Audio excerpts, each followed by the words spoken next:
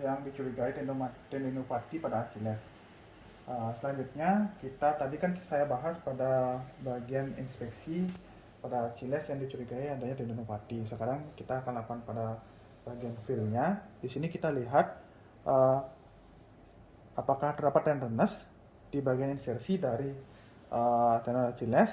Di sini kita lakukan palpasi sekitar 3-5 cm ke arah proksimal dari insersinya.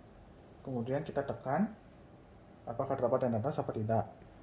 Kemudian kita perhatikan juga apakah ada swelling yang bersifat lokal atau tidak. Kemudian kita lakukan penekanan yang dilakukan secara gentle pada daerah tendon. Jika terasa nyeri, kemungkinan adanya suatu paratendinitis.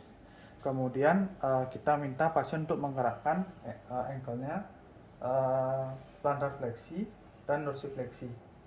Kemudian kita raba juga dan palpasi pada daerah insersinya. Pada saat pasien menggerakkan tersebut,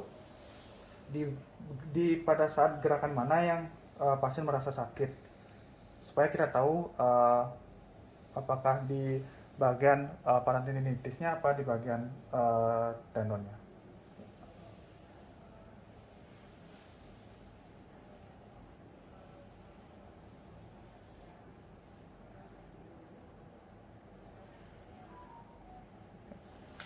Ya, selanjutnya kita akan lakukan evaluasi apakah terdapat ruptur pada tendon Achilles. Di sini kita bisa perhatikan pasien pertama pada pasien posisi pronasi seperti ini.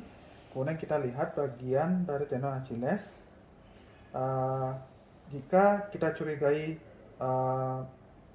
adanya ruptur pada tendon Achilles, maka kita bisa melihat suatu adanya defek pada sekitar tendon Achilles, atau jika dia total rupture, mungkin dia akan tampak seperti adanya gap di daerah sini. Baik, selanjutnya melanjutkan pemeriksaan yang tadi. Jika pasien dicurigai adanya ruptur pada tendon Achilles, sebenarnya ada beberapa pemeriksaan. Mungkin yang pertama yang paling kita sering dengar yaitu pemeriksaan Thompson test. Yaitu pertama-tama kita pasien posisikan dalam posisi pronasi seperti ini. Kemudian kita lakukan pemijatan atau squeeze pada bagian calf seperti ini.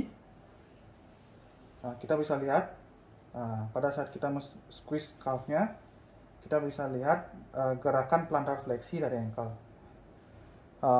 Kondisi seperti ini disebut dengan suatu kondisi yang normal, di mana pada saat kita men-squeeze bagian calf, maka terjadi gerakan plantar fleksi dari ankle.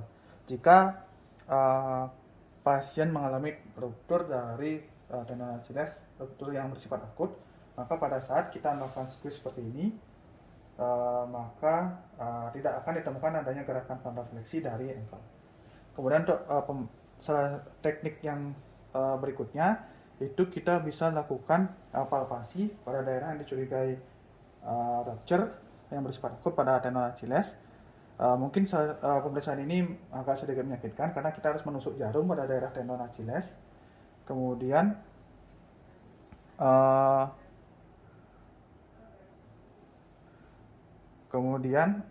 kita gerakkan ankle secara pasif dengan gerakan dorsifleksi dan plantar fleksi dengan tendon Achilles yang ditusuk jarum tadi seperti ini.